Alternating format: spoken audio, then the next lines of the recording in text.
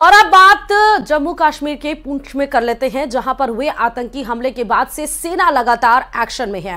पुंछ में छिपे आतंकवादियों की तलाश की जा रही है। वहीं पूछताछ के लिए कई लोगों को हिरासत में लिया गया है।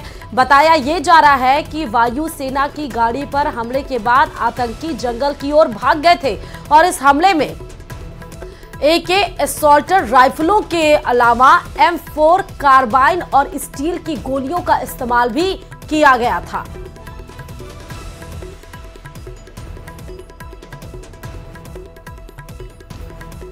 और इधर पुंछ में हुए आतंकी हमले पर भी सियासत जोर शोर से हो रही है।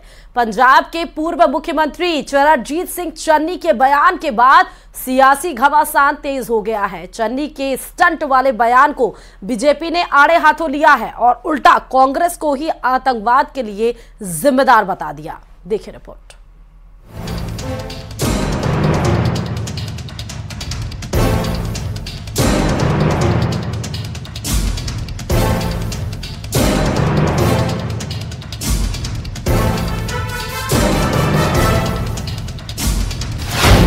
पुंछ में हुए आतंकी हमले पर सियासत। ये स्टंटबाजी हो रही है।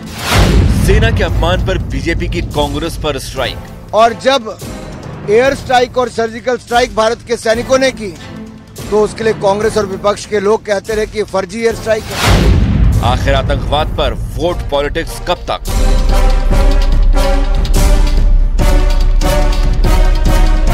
आतंक के खिलाफ एयर स्ट्राइक हो या फिर उरी हमले के बाद की गई सर्जिकल स्ट्राइक, विपक्ष दोनों ही मामलों में सवाल खड़े करता रहा है। और अब पुंछ में हुए आतंकी हमले पर भी विपक्ष ने सवाल खड़े कर दिए।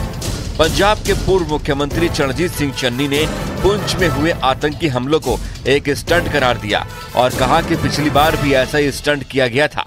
कि ये स्टंटबाजी हो रही है, हमले नहीं हो रहे। पिछली बार भी जब इलेक्शन आते हैं तो ऐसे स्टंट खेले जाते हैं और बीजेपी को जिताने का संविधान तैयार किया जाता है। ये तैयार किए हुए सारे पहले से तैयार करके हमले करवाए जाते हैं। ये बीजेपी को जिताने का एक स्टंट होता है। इसमें सच्चाई नहीं होती। लोग मरवाने और लोगों के लाशों पे खेलना, ये बीजेपी को आता है। पंजाब के पूर्व मुख्यमंत्री के बयान को बीजेपी ने आड़े हाथों लिया। केंद्रीय मंत्री अनुराग ठाकुर ने कांग्रेस पर सेना का अपमान करने का आरोप लगाया। 1962 का युद्ध, 1965 का युद्ध, 1971 का युद्ध, क्या ये कांग्रेस ने चुनाव जीतने के लिए करवाए थे? इससे घटिया बयान जिसपे कांग्रेस पार्टी के राष्ट्रीय अध्यक्ष को माफी मांगनी चाहिए, सोनिया जी और राहुल गांधी जी को माफी मांगनी चाहिए, देश से माफी मांगनी चाहिए। हमारी सेना का अपमान करते हैं। अरे जब अतिक्रमण करने का प्रयास चीन ने किया डोकलाम में, तब हमारी सेना ने मुंह तोड़ जवाब दिया। तब राहुल गांधी जी कहां थे? चीन के डिप्लोमेट्स के साथ बंद कमरे में न जाने क्या क्या तैयारी कर रहे थे, देश को बताएं क्या कर रहे थे।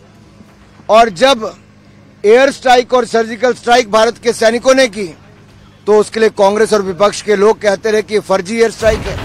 एक तरफ अनुराग ठाकुर ने सेना के अपमान के लिए कांग्रेस को घेरा तो दूसरी ओर फारूक अब्दुल्ला ने पुंछ हमले के लिए केंद्र सरकार पर ही सवाल खड़े कर दिए। 370 नहीं है, आतंकवाद है या नहीं है, इसका जवाब आप होम मिनिस्टर से पूछिए। जंग के बगैर रास्ता बातचीत का है।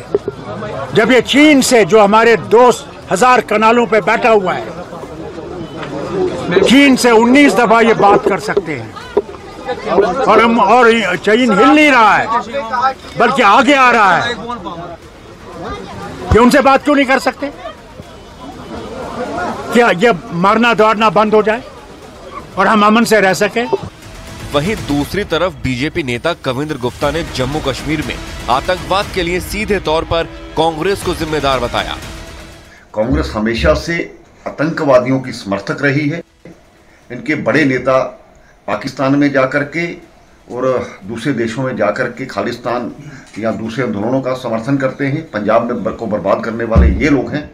आप अपने में रहिए। पुंछ के बारे में क्या आपको पता है? कभी जाकर के देखा हुई है ग्राउंड पर किस प्रकार से हमारे जवान वहां पर काम कर रहे हैं? लोकसभा चुनाव के सियासी रण में हर मुद्दे उछाले जा रहे हैं और उनका मकसद एक ही है, किसी भी तरह से वोट हासिल करना। लेकिन जिस तरह से पुंछ में हुए आतंकी हमले का मुद्दा उछाला गया है, उससे हर कोई यही सवाल पूछ रहा है कि आखिर देश की सुरक्षा और आतंकवाद जैसे गंभीर मसलों पर सियासत कब तक होती रहेगी। खबरों में आगे बढ़ते हुए बताते चले कि जम्मू कश्मीर के शोपियां में सुरक्षा बल ने बड़ी कार्रवाई की है। दक्षिण कश्मीर के शोपियां से 2 आतंकियों को गिरफ्तार किया गया है। शक है कि ये दोनों आतंकवादी किसी बड़ी वारदात को अंजाम देने की साजिश रच रहे थे।